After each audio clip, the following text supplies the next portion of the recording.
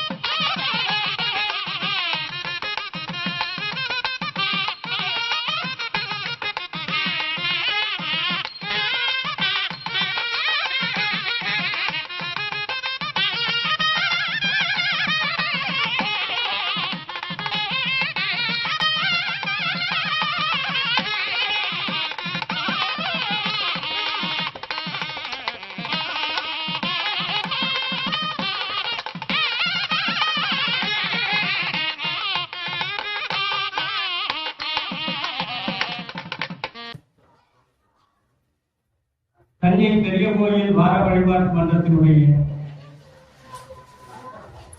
68ஆம் ஆண்டு தொடக்க விழாவில் வழக்கம் போல் ஆண்டாண்டுதோறும் நூல்களை வெளியிடுவது என்ற ஒரு திடமான கொள்கை அடிப்படையில் இந்த ஆண்டு 2 நூல்கள் வெளியிடப்பட்டுள்ளன. அடுத்ததாக நாங்கள் வெளியிட்டிருப்பது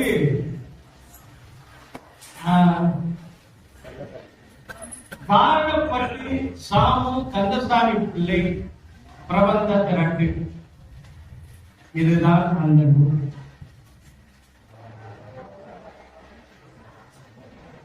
திருவருட்பாவினுடைய 7ஆம் திருமுறையாக கருதப்படக்கூடியது. 3507 பாடல்கள் கொண்டது. இந்த நூல் தோன்றி இந்த ஆண்டு 101வது ஆண்டு 1923 தோன்றியது. எழுதியவர் கடலூருக்கும் பக்கத்தில் இருக்கக்கூடிய காரணப்பட்டு என்ற ஊரில் வாழ்ந்த கந்தசாமி வள்ளலாருடைய அனுப்ப தொண்டர், வள்ளலாரோட வாழ்ந்தவர், வள்ளலாருக்கு பணி செய்வதை பெருமையாக கருதியவர், வள்ளலார் அணிந்திருந்த பாத குரடுகளை தன் வீட்டிலே வைத்து பூஜை செய்து வந்தவர். வள்ளலாருடைய வரலாறை அவர் சுத்தி பெற்று 48 ஆண்டுகள் வெளி உலகத்திற்கு தெரியாமல் இருந்த காலத்தில் 1923 வள்ளலார் அவதரித்தது 1823. இந்த நூல் வந்தது 1923. வள்ளலார் சரித்திர கீர்த்தனை என்று அந்த குடும்பத்தார் வந்திருக்காங்க. எல்லாரும் அந்த குடும்பத்தார்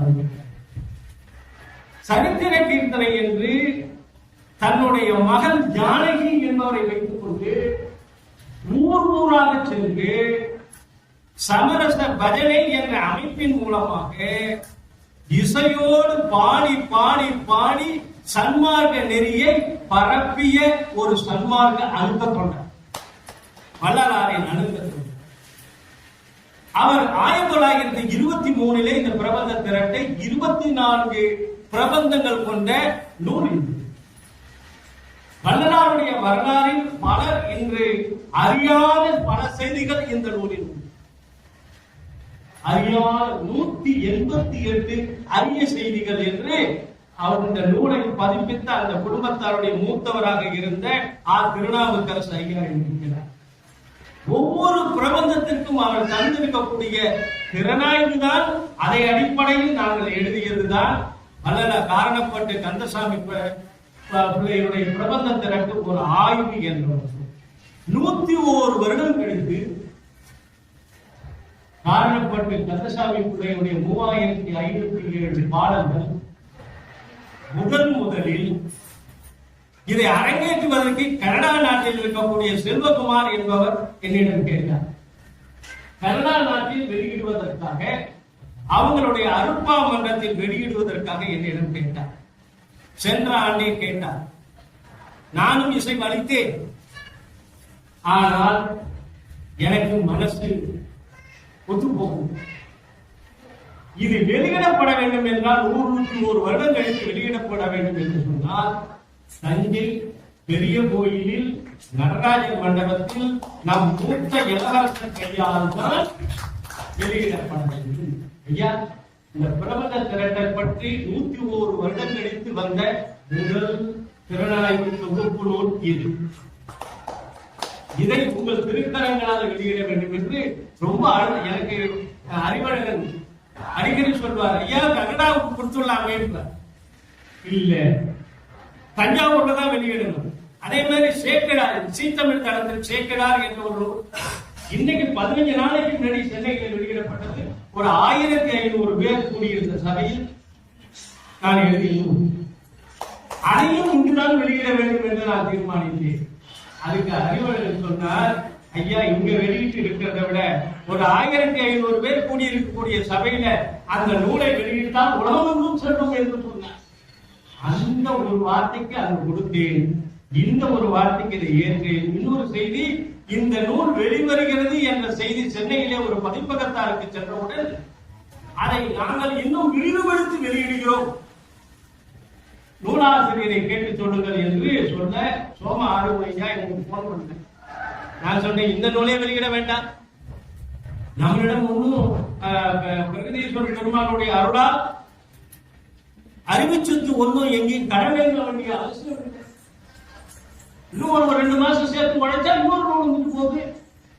அதனால வள்ளலார் அடிச்சுவட்டில் காரணப்பட்டார் என்ற நூல் தை மாத பூசத்துக்குள் வரும் என்ற ஒரு உத்தரவாதத்தை தந்து 3507 வெண்பாவிற்கு ஒரு புகழேந்தின்னு சொல்லுவாங்க இல்லையா, 1605 வெண்பா எழுதி வள்ளலாருடைய திரு அகவல் அப்படியே சாரெடுத்து இந்த குருநேச வெண்பா அந்தாதியில் கொடுத்தார்.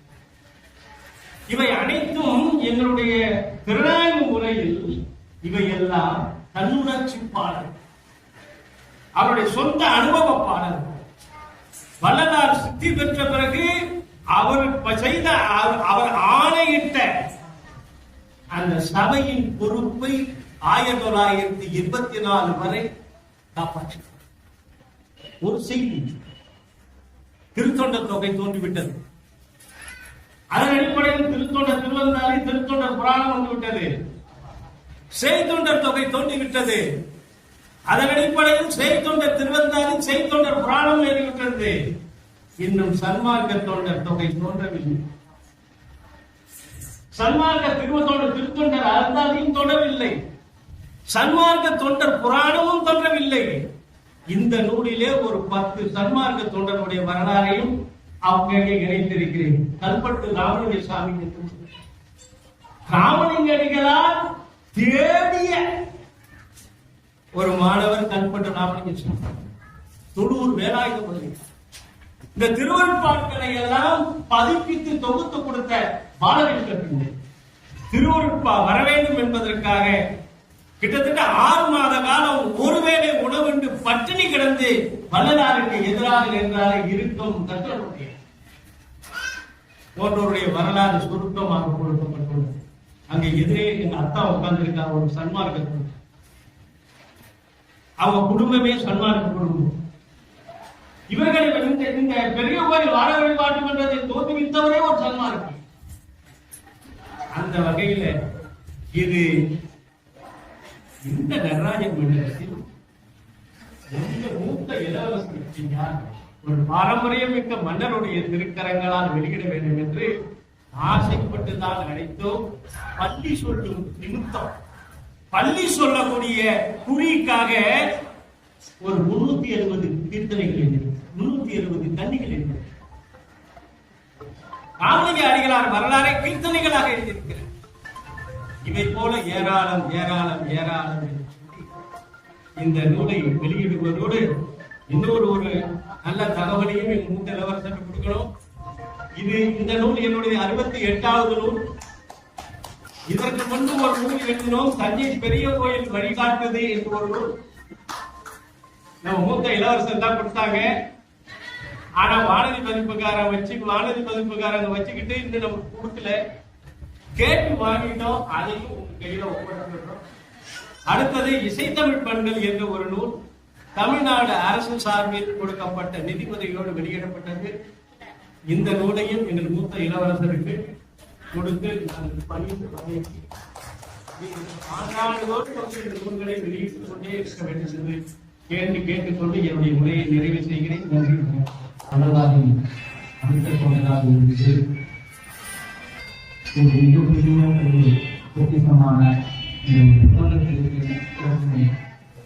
வழங்கியிருக்கும் ராஜாபுரம் சாமி கந்தசாமி பிள்ளை ஐயா அவர்களின் ஒரு ஆய்வு நூலில் வெளியிடப்பட்டிருக்கிறது. அதன் சார்பாக அவர்கள் திரும்பி அவர்கள் வந்திருக்கிறார்கள். அவர்களுக்கும் அவங்க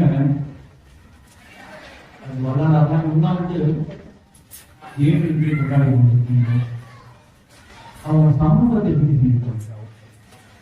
எப்ப பார்த்தாலும் அவர்கள் சிந்தனைப்பார் சமூகம் இறைவனை முன்னிறுத்தி, அது பயிலாக இருக்கலாம், அல்லது ஐந்தறிவு படைத்த விலங்குகளாக இருக்கலாம், அல்லது மனிதனாக இருக்கலாம்.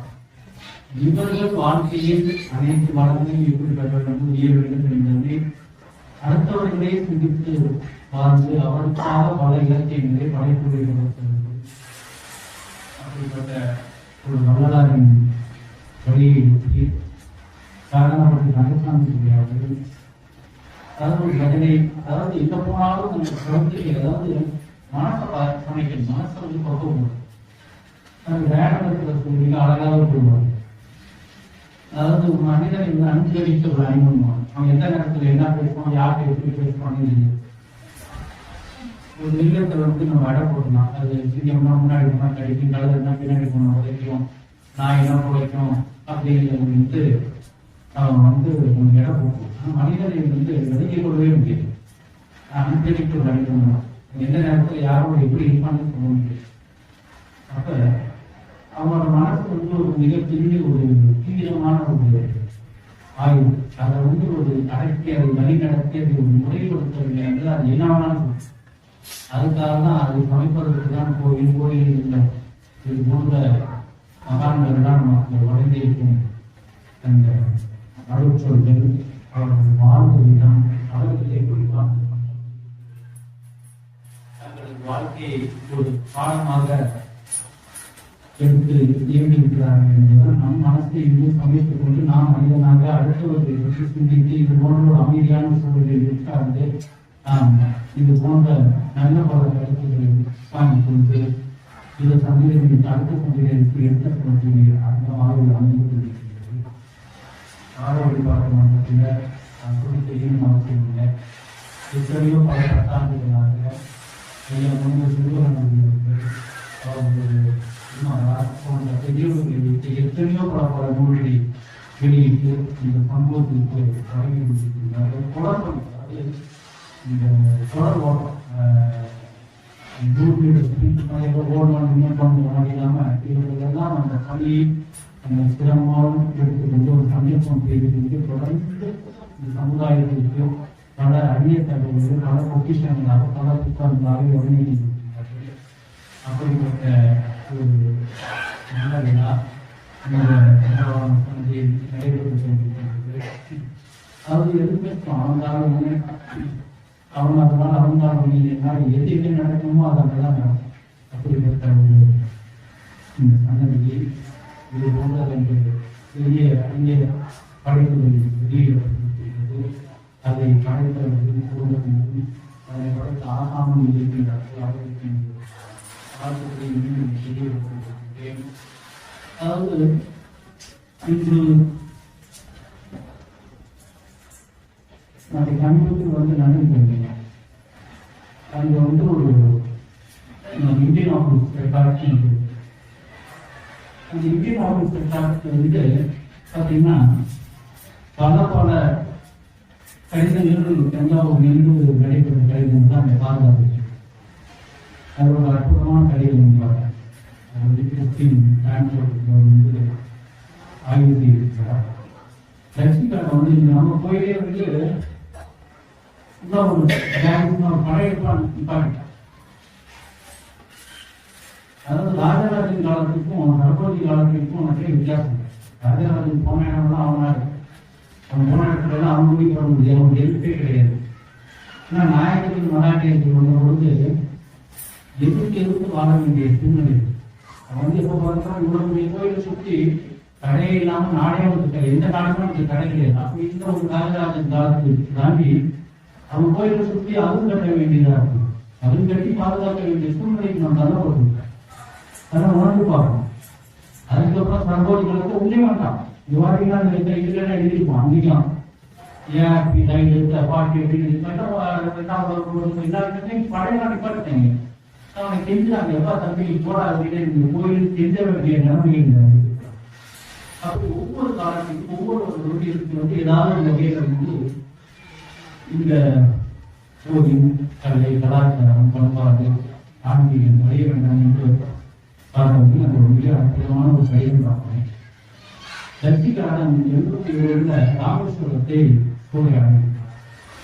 அப்போ ராமநாதபுரம் மன்னர் எழுதுறாரு, நீங்க வந்து என்ன ராமநாதபுரத்தை எடுத்துக்கிற ராமேஸ்வரத்தை எடுத்துக்கிற அப்படின்னு ரொம்ப ஒழுக்கமா இருக்காரு.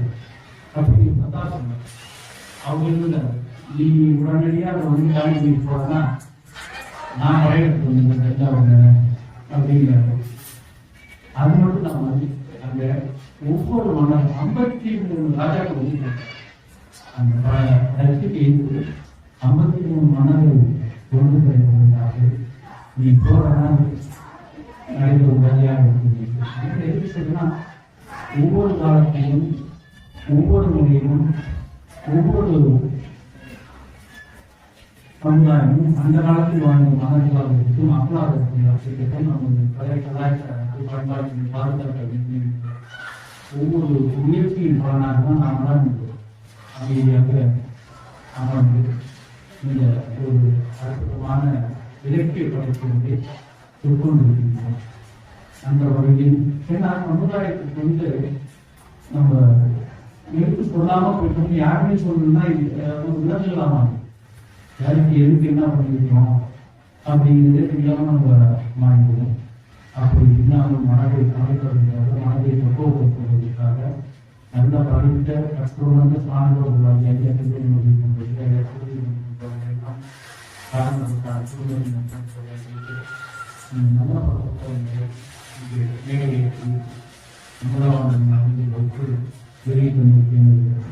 பாராட்டி நான் உங்கள் கருத்துக்களை கேட்டு இதனால் வெளியிடும் புத்தகங்களை படித்து பயன்படக்கூடிய பயனாளி என்ற நம்பிக்கையை அமைகிறது.